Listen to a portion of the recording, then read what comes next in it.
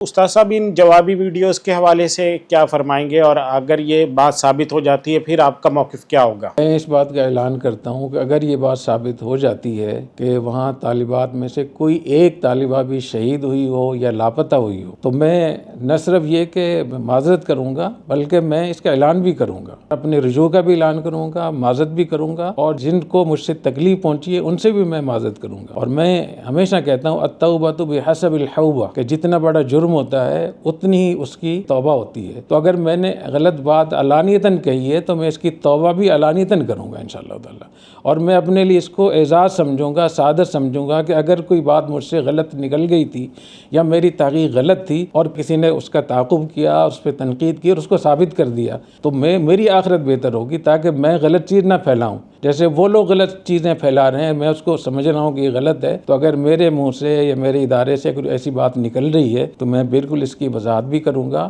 رجوع بھی کروں گا، معذرت بھی کروں گا، اور میں اس میں اپنی خوشی اور مسرت محسوس کروں گا۔ اس لیے کہ میں نے جن بزرگوں کی صحبت اٹھائی ہے میں نے ان سے یہی سیکھا ہے، کلکم خطاؤن وخیر الخطائین التوابون،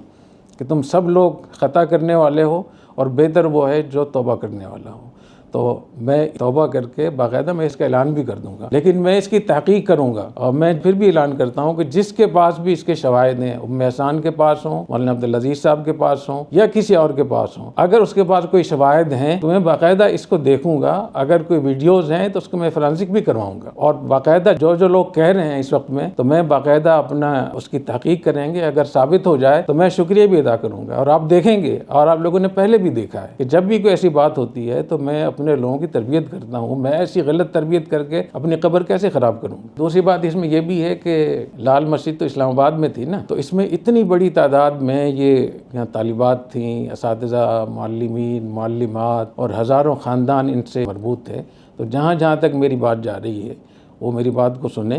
اگر ان کے پاس کوئی ایسی شواہد ہیں تو بالکل مجھے بتائیں، کیونکہ میں نے جن علماء سے پوچھا ان میں مشائخ بھی تھے، اگر ضرورت محسوس ہوئی تو میں ان لوگوں کے نام بھی بتا سکتا ہوں۔ اور ابھی بھی اس وقت میں بھی میری جب یہ کلپ شائع ہوا ہے اس کے بعد بھی لال مسجد سے میرے پاس میسیج آئے ہیں، وائس میسیج میرے پاس موجود ہیں کہ آپ نے اچھا کیا، اور واقعتاً ہم اس بات کی گواہی دیتے ہیں کہ کوئی بچی شہید لاپتہ نہیں ہوئی تھی۔ اب اس میں اس واقعے سے پہلے کچھ ہو گیا ہو، کیونکہ اس سے پہلے بھی کچھ جھڑپیں ہوئی تھیں، لیکن جب آپریشن ہوا 3 جولائی سے لے کر 8 جولائی کے درمیان، اس درمیان اگر کوئی بچی شہید ہوئی ہے